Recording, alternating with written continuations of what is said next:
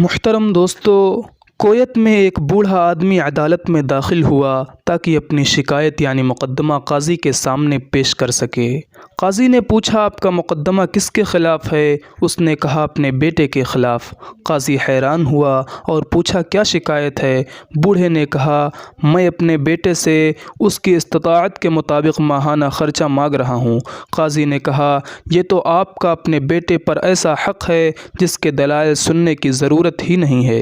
بوڑھے نے کہا، قاضی صاحب، اس کے باوجود کہ میں مالدار ہوں اور پیسوں کا محتاج نہیں ہوں، لیکن میں چاہتا ہوں کہ اپنے بیٹے سے ماہانہ خرچ وصول کرتا رہوں۔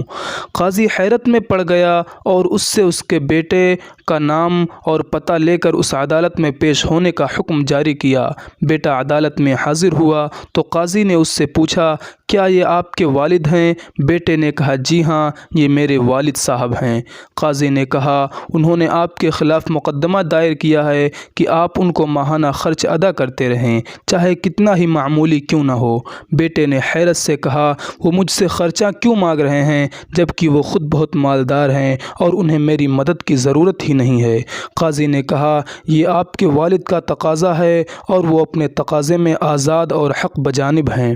بوڑھے نے کہا، قاضی صاحب، اگر آپ اس کو صرف 1 دینار ماہانہ ادا کرنے کا حکم دیں تو میں خوش ہو جاؤں گا، بشرطے کہ وہ یہ دینار مجھے اپنے ہاتھ سے ہر مہینے بلا تاخیر اور بلا واسطہ دیا کرے۔ قاضی نے کہا، بالکل ایسا ہی ہوگا، یہ آپ کا حق ہے۔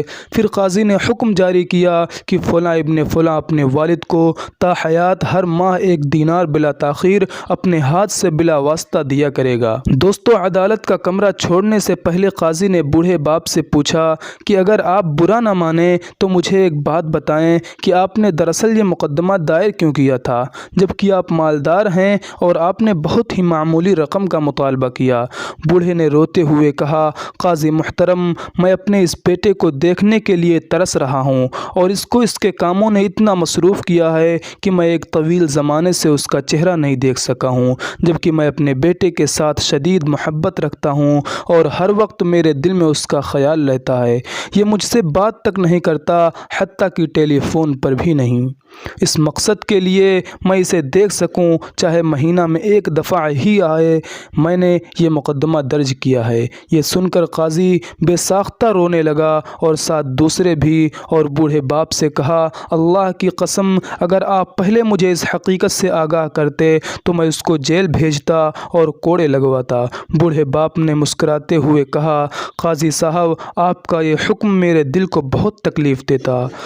دوستو، کاش بیٹے جانتے کہ ان کے والدین کے دلوں میں ان کی کتنی محبت ہوتی ہے اس سے پہلے کہ وقت گزر جائے۔ ایک عربی پوسٹ کا ترجمہ میں آپ کو بتاتا ہوں، کاش کہ یہ بات تیرے دل میں اتر جائے۔ دوستو، خواہش صرف اتنی ہے کہ کچھ ایسی ویڈیوز بناؤں جس سے کوئی گمراہی کے راستے پر جاتے جاتے رک جائے، نہ رکے بھی تو سوچ میں ضرور پڑ جائے۔